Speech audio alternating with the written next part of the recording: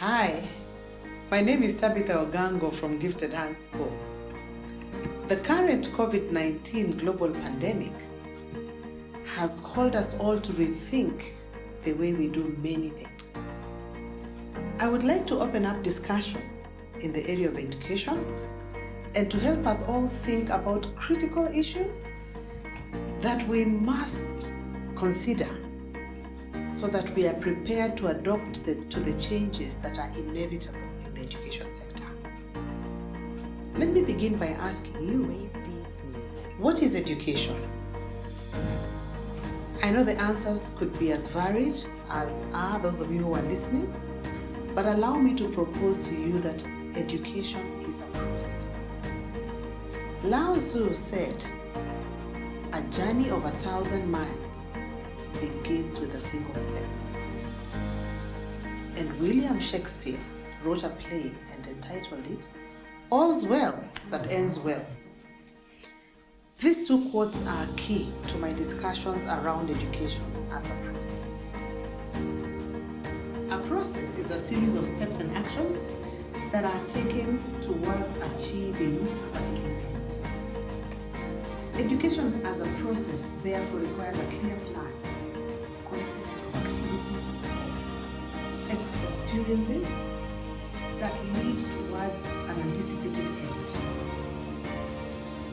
This plan is what we call curriculum or a course of study, and it shows how content is presented in manageable sizes based on the age or the objectives of a particular subject. Because education is a process, a lifelong process, we have three types. The process of education is a complex process, and every educational process is guided by a philosophical basis. The philosophy behind an educational process is actually what informs the type of curriculum. It informs what kind of knowledge we put into the curriculum, what kind of skills are important, what values, what beliefs, what habits. And so, as people consider what an educational process would be good for themselves or their children, it is very important to question the philosophical basis of that educational process. There are three wide areas in terms of educational philosophy. Whether the educational process puts the teacher at the center, the learner at the center, or the society at the center. That affects whether the educational process puts the teacher at the center, the learner at the center, or the society at the center. That affects not just the delivery of a curriculum, but the activities, the content, the examination process, and definitely the product at the end. Teacher-centered curricula are usually loaded with content that sits with an expert. Learner-centered curricula tend to help learners to find information. Society-centered curricula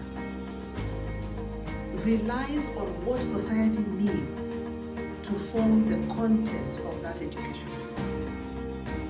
Allow me to say that the society-centered curriculum is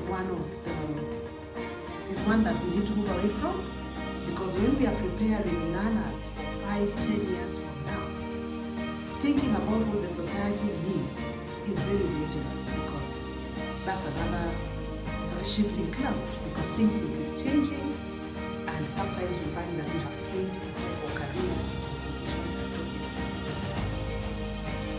In conclusion, education as a process has got set steps, set actions that help us to produce the product we're looking for.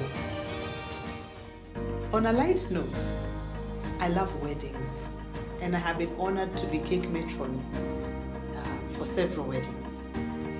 The challenge for me usually is not to sound like the traditional cake matron because of the kind of stories they talk about, and sometimes we laugh and despise them. But as I have been thinking about the education process, the best way I can explain the process is the way they would do it. You get to a wedding and there's this beautiful cake, and the cake matron will point you to the fact that there has been a long process that has brought that cake out. They'll tell you about the eggs and the salt and the lemon, and tell you about the sweet things and the not so sweet things, and then tell you about the mixing process and then the baking process, and then the cake comes out, and then there's still a whole other job that needs to be done in terms of decoration before the cake comes out for serving. And as you think about education as a process, I would be happy if you would consider thinking about the process of making a cake. Because it really has to begin with what kind of end product are you looking for, and then what are you going to put in it, where are you going to find it, and all that kind of thinking just helps you to know that one little thing in the process can show up at the end, even if the outward appearance of the cake is beautiful. I wish you well as you make considerations of the changes that you must make in the education of your children in this season, and I pray that you will consider thinking about the process and not so much the little things on the side that can sometimes be very impressive. Thank you for listening. Next time, we will take time to investigate the different type of curricula on offer and their suitability for the different types of learners in our homes.